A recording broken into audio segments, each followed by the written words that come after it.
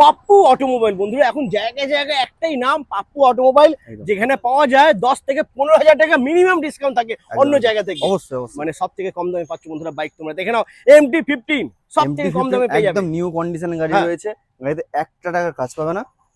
23 সালের গাড়ি আছে, 23 এর গাড়ি মাত্র 1,32,000 টাকা। क्या बात বন্ধুরা, তোমরা সবাই জানো 23 এর গাড়ি মার্কেটে 1,48,50 বিক্রি হচ্ছে, এখানে তোমার পেয়েছো মাত্র 1,32,000 এ। তারপরে রয়েছে R15 ভার্সন 4 রয়েছে 2024 এর মডেল। হ্যাঁ, দাম রয়েছে মাত্র 1,40,000 টাকা।